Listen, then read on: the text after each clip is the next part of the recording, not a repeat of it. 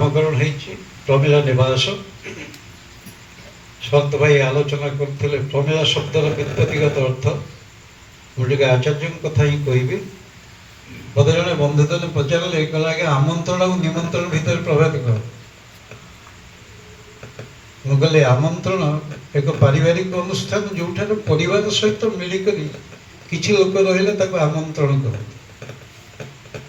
लोक जो बड़ कर निमंत्रण कह जाए प्रवास और निवास भितर सही एक्जाक्ट सही डिफरेन्स कारण पुरुषोत्तम होती शब्द संधानी प्रत्येक शब्द को भाई कहते कह कन्फ्यूज समय को भाई आरंभ कर निर्देश शब्द को नहीं कर ठाकुर 10,392 गद्यवाणी 8,459 बोधे पद्यवाणी आलोचना प्रसंग ठार आरंभ कर जिते ग्रंथ पढ़ी कौन सी जगार ठाकुर साहित्य निर्देश शब्द ना आम कहीदे अनेक समय निर्देश कहीदे ठाकुर सदा प्रयोग कर निर्देश द्वितीय दर एकार तालबेश लगी तेरे निर्देश और निर्देश भितर जन को केवल डायरेक्शन दिया तुम यहाँ करे से निर्देश हम कि जन को आवेदन स्वर किसी कहवा प्रवर्तवा से निर्देश भाई पुणी कहते आम अनेक लोक गीत गाइबा जानी तो भल भाषण जानी तो आम से लाइन लोक संगीत लाइन लोक मु अनेक समय भावे ना अन्य मैंने गाँव गाँ तो से should get chance Shri Barda यही शब्दटा को लेकर दिन आलोचना हो सत्यानुष्ठान ग्रंथ पढ़े विशाल परिवर्तन जदि हृदय परिवर्तन आसूची बुझीपार एवं ताहा तुम वांछनीय नुहे तेरे ठीक जान तेरे तुम आबद्ध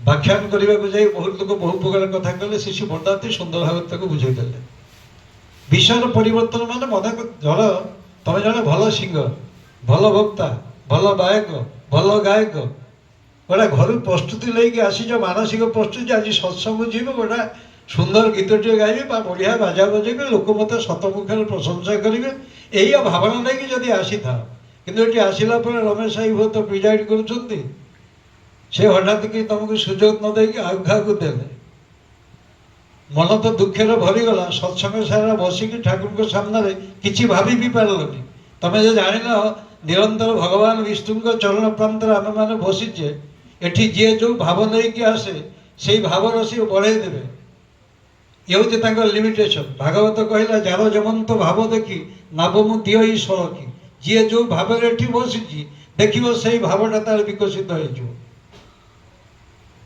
हो गला बेलू आनंद बजार जो खली पकेला बेलू कहले जड़े भाई की कहला भाई खली पकई दौना आउ ना मो भाया लोक एड़े बड़ सिंगर मु खली पकेबी ना रागिकी तो गला गला कहला आसबि विशाल परिवर्तन जब हृदय परिवर्तन हो बुझीपार एवं ताहा तुम वांछनीय नुहे ठीक जान तुम आबद्ध हो तुम ठाकुर को भल पाइला प्रत्येक व्यापार परम पुरुषकर 84 मसीहा मोर मन पड़ी उत्कल यूनिवर्सिटी पीजी करता परीक्षा सरी जाइए पीजी परीक्षा सरी आम सब देवघर जाता केतक यंग पिला से एत लोक न गोटे दुईटा नलकूप था से नलकूप आम माने मगे पानी आणिकी गाधे पड़ू मगे पा जब मिलगला सफिसीयंट एवं तो मालिक बहुत सुविधा करते एत कष्ट भितर आम आश्रमिक जीवन कटुला से ननिदा सबुदिन इष्ट आलोचना करती प्रार्थना पर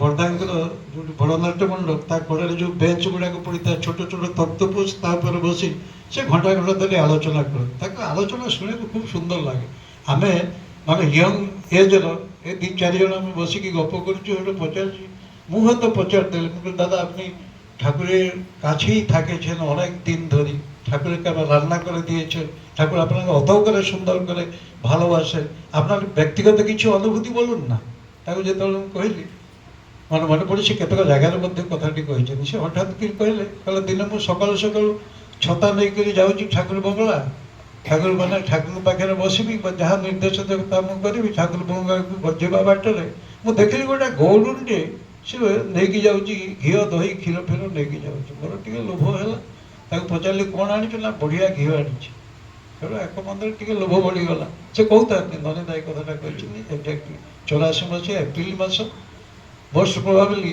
ଏଇ 14-15 ତାରିଖ ହେବ। ତେଣୁ କହିଲେ ମୁଁ ଟିକେ ଘିଅ ଭାତ ଖାଇବାକୁ ବହୁତ ଭଲ ପାଏ, ବଙ୍ଗାଳୀମାନେ ବେଶୀ ଭଲ ପାଆନ୍ତି। ଘିଅ ଭାତକୁ ନେଇକି ତ ବହୁ ଗଳ୍ପ ଅଛି, ଠାକୁରଙ୍କ ସମୟରେ ସବୁ ଘଟଣାମାନ ଘଟିଛି।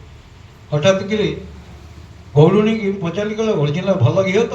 କହିଲା ପୁରା ଅରିଜିନାଲ ଘିଅ। କହିଲା ମୋ ହାତରେ ସେ ମାରିଦେଇକି କହିଲେ ଶୁଙ୍ଗୁଣ କେତେ ବଢ଼ିଆ ହେଇଛି। ତାହେଲେ ମୋର ଲୋଭ ହେଲା, କିଛି ଘିଅ କିଣିକି ଘରକୁ ପଠେଇଦେଲି। ଘରକୁ ପଠେଇକି ଠାକୁର ବଙ୍ଗଳା ଗଲି ଏବଂ ଘରକୁ କହିଦେଇକି ଗଲି ଆଜି ଟିକେ ଘିଅ ଭାତ କରିବ। ମୁଁ ଠାକୁର ବଙ୍ଗଳାର ସବୁ କାମ ସାରି ଯେତେବେଳେ ଘରକୁ ଫେରିଲି, ମୋ ପତ୍ନୀ ପୁରା ରାଗିକି ମୁସ୍ତେ କହିଲେ ତମକୁ ଘିଅ କିଣି ଆସିବନି, ତମେ କାହିଁକି ଘିଅ କିଣିକି ପଠେଇଛ?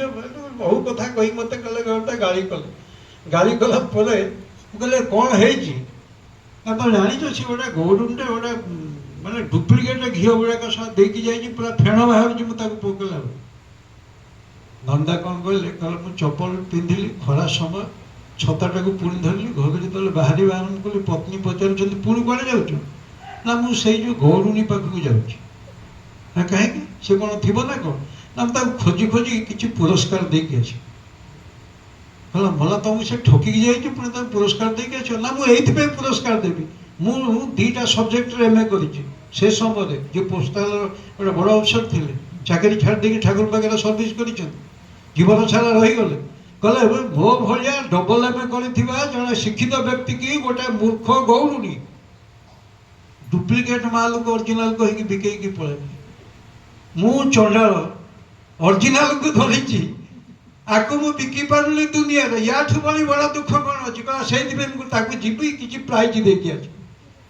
କଥାଟା କେଡ଼େ ମାର୍ମିକ ଶବ୍ଦ। ବିଶ୍ୱନିୟମ ତାଙ୍କ ପାଖରେ ଆମେ ବସିଛେ, ଆମେ ସବୁ ଜାଣିଗଲୁ, ତାଙ୍କର ଲିମିଟେସନ୍ ବି ଅଛି। ଠାକୁର କହୁଛନ୍ତି ସେ ତୁମର ଭାବାନୁଯାୟୀ ତୁମକୁ ଅନୁସରଣ କରିବେ, ସେ ତାଙ୍କର କୌଣସି ଇଚ୍ଛା ତୁମ ଉପରେ ଜାହିର କରିବେ।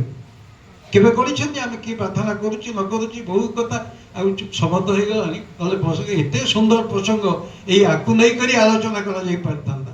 ନିମନ୍ତ୍ରଣ ଆମନ୍ତ୍ରଣଠୁ ଆରମ୍ଭ କରି ଭାଇ ଯେଉଁ ଶବ୍ଦ ଗୁଡ଼ିକ କହିଛନ୍ତି, ମୁଁ ତାକୁ କେବଳ ବ୍ୟାଖ୍ୟାନ କରିବା ପାଇଁ ହୁଏତ ଏଠୁ ଛିଡ଼ା ହେଲି। କମ୍ ସମୟ ଯେତିକି ପାରିବି ହୁଏତ ପରିପ୍ରକାଶ କରିବାର ପ୍ରୟାସ କରିକି କରିଛି।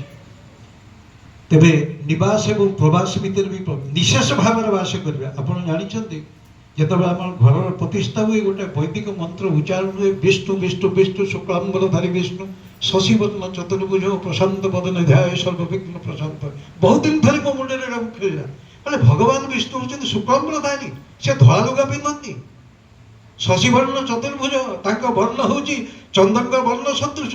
କିଏ କହିଲା ସିଏ ନୀଳ, କିଏ କହିଲା ସିଏ କଳା? এই কলা ବର୍ଣ୍ଣକୁ ନେଇକି ଏବେ ଗୋଟିଏ ମୁଁ ଆଲୋଚନା କରି ଜଗନ୍ନାଥ କାହିଁକି କଳା ବୋଲି, ବିରାଟ ଟପିକ୍। କାହିଁକି ବଳଭଦ୍ର ତାଙ୍କର ବର୍ଣ୍ଣ ହେଉଛି ଧଳା? ଏହିପରି ମାନେ ରଙ୍ଗର ସମାହାର କାହିଁକି କରାଯାଇଛି, ୟା ପଛରେ ବିରାଟ ବିଜ୍ଞାନ ଅଛି। ତେବେ ଏଇ ଯେଉଁ ପ୍ରମିଳା ନିବାସ, ନିଶେଷ ଭାବରେ ବାସ କରିବା, ପ୍ରତି ପଦ୍ୟଙ୍କୁ ନେଇକରି ପରମ ପିତା ପରମ ଦୟାଳଙ୍କର ସେଇ ଅଶେଷ କରୁଣା ସେମାନଙ୍କ ଉପରେ ଝରି ପଡ଼ୁ। ବିଶେଷ କରି କମ୍ ଦିନ ତଳେ ଆଚାର୍ଯ୍ୟଙ୍କ ପାଖକୁ ଗୋଟେ ପିଲାଟି ଆସିଛି, 14-15 ବର୍ଷର ପିଲା, ତା ବାପା ମରିଯାଇଛନ୍ତି। ସେ କର୍ମୀ ଜଣେ ଥିଲେ, ଲଣ୍ଡା ହେଇଛି, ଆଖି ତାର ଲୁହେର ଛଳ ଛଳ, ପାଞ୍ଜାକୁ ଫେରାଇବାକୁ ଆସିଛି।